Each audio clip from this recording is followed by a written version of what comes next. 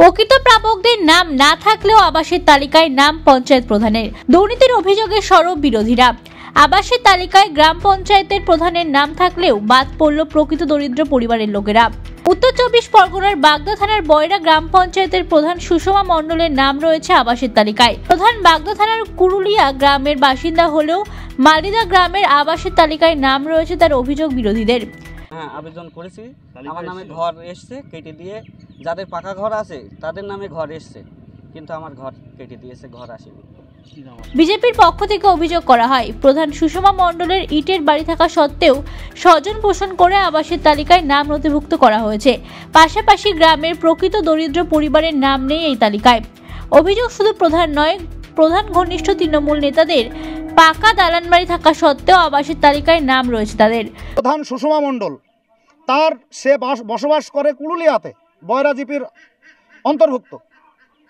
তার নামটা আনা হয়েছে মালিদা এই ওয়ার্ডের মধ্যে, যাতে কেউ এই চুরিটা না ধরতে পারে। তার নাম আবাস তালিকায় এসছে প্রধানের নাম। তার থেকে বড় কথা হলো, এই যে পঞ্চায়েত সভাপতি অসিত মণ্ডল তথা পুরনো প্রধান, এখন রানিং উপপ্রধান, সে সমস্ত কাজগুলো টাকার বিনিময়ে করেছে।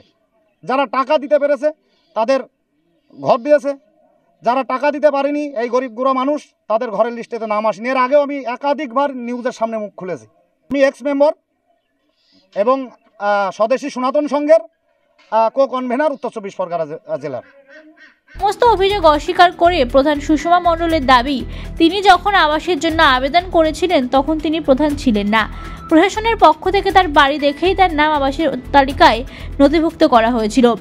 আমি বলবো যে আমার ঘরের লিস্টে মালিদাতে নাম আছে। প্রথমেই 18 সালে যখন ইনকোয়ারিটা হয়, তখন 18 সালে ইনকোয়ারিতে আমার মালিদাতেই নামটা পাওয়া যায়, যে শ্যামপ্রসাদ মণ্ডল আর শশীধর মণ্ডল। এখানে আমি যতটা জানি যে নাম থাকলেই হয় না, কিন্তু আধার নাম্বারের সঙ্গে তার সেটিং করা থাকে। এবার সেই সূত্রে আমি জানি, আর সেই সূত্রে আমার আধিকারিকরা আমার অবস্থা বুঝেই নামটা রেখে দিয়েছিল। না না না না, আমি প্রধান ছিলাম না, আমি এই 1.5 বছর প্রধান হয়েছি। সেই সূত্রেই আমি ঘরের লিস্টে আধিকারিকরা সেইভাবেই যে পাওয়ার যোগ্য হিসাবে আমার নামটা আছে। না না, আমি কোনো অনুরোধ করিনি যে আমার ঘরটা পাওয়ার জন্য। আধিকারিকরা ভেবেছে, মনে করেছে যে হ্যাঁ, প্রধান গরিব মানুষ পাওয়ার যোগ্য, সেই হিসাবেই। আরেকটা অভিযোগ করছে যে আপনার কিছু আত্মীয়স্বজনের নাম রয়েছে। না, আমি এখানে বলবো যে এখানে আমার কোনো আত্মীয় স্বজন বলে আমার এখানে কেউ নেই। আমার শ্বশুর বাড়িতেও কোনো লিস্টে নাম নেই।